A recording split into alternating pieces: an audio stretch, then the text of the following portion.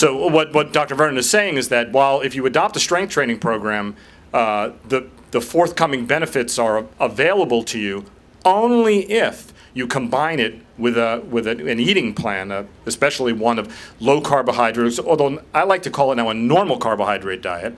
Yes. But as we all refer to it, a low carbohydrate diet that is adequate in fat and protein. In fact, and it's good you brought this up, Mary, I've had just recently a couple of vegan vegetarians come into the gym, and I sat with them and I explained to them, what you would think I would explain to them. And one woman said to me, well, I'm not going to change. I'm absolutely not going to do it. I'm not going to eat any animal matter whatsoever. And I said, well, then you shouldn't train here at my gym because I'm stealing her money. She's not going to build an ounce of muscle if she's going to continue to eat. And in fact, what will happen is she'll train, break her muscle tissue down, and it'll just stay there. So I'd actually be hurting her if I took her as a client. Yes? If the context is right, so the context here being you're not very overweight, you're maybe on the younger side still, and you're interested in playing certain sports that involve a lot of running like soccer or basketball. Yeah. What's your view for that kind of person on sprinting Right. as opposed to jogging? Well, it's like, again, so the question was, let's say somebody's involved in a sport that has a lot of running or sprinting or jogging. I guess what you're asking is the resistance training enough? Yeah. Right, the answer is no. But the reason is because, again, it boils down to a specific adaptation to an imposed demand. So it's the same way, if you want to be good at golf, strength training is not going to do you the good that you need. You need to practice golf. If you want to be a runner, you have to run. If you want to do CrossFit, the best thing to do is be as strong as you can be, and then go practice those things that you need to practice in order to be good at CrossFit. But if you're somebody who likes to play chess and read or nap, if you strength train once or twice a week, you are absolved.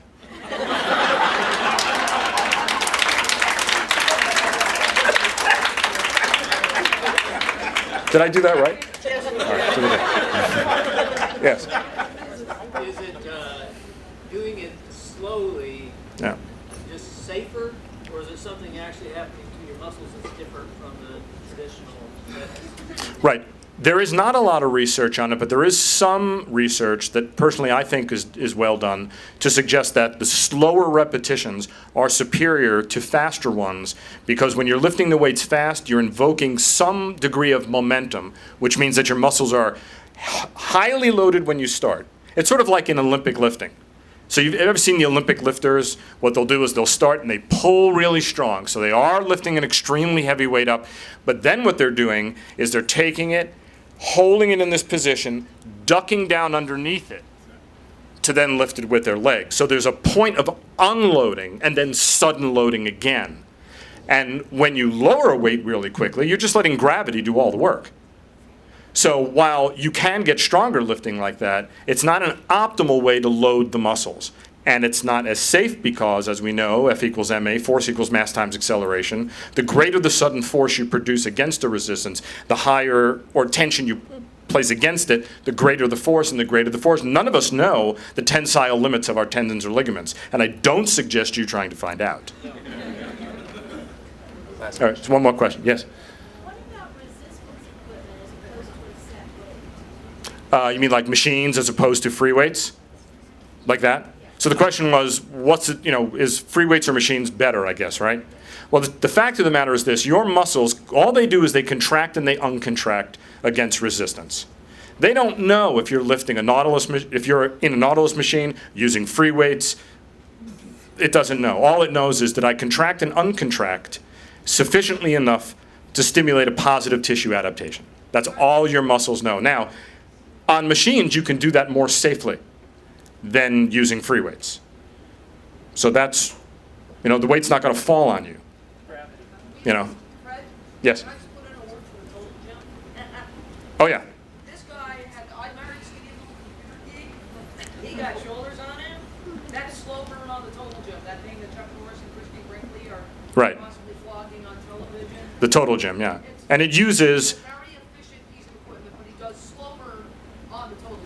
right, which allows you to use your own body weight as the resistance, and then as you get immensely stronger, You can add weight plates. and you can put weight plates on it. Well, So again, it's safety first. It really is a matter of what am I doing and why am I doing it? And is it the safest way to do it? That should be your first concern. One more? Yeah, let's stop. Okay, I have to stop now. But thank you very much. Thank you, Fred. Thanks for watching highlights from the 2012 Low Carb Cruise, and stay tuned for full details on the 2013 Low Carb Cruise. Visit lowcarbcruiseinfo.com. Hello everybody, I'm Pam Young, and I wrote a book called The Mouth Trap, The Butt Stops Here. And it's not a diet book. It doesn't tell you what to eat, it tells you how to mind what kind of diet you're going to be on. If you find yourself on any diet and you're starting to lose your willpower and you need a little help, The Mouth Trap, The Butt Stops Here will really give you some insights on how to really enjoy every single bite you take. The very first line in the book is, I don't know about you, but my mouth gets me into more trouble than any other hole in my body. To order the book, go to the home page of my website and you'll see a tab that says Lose Weight.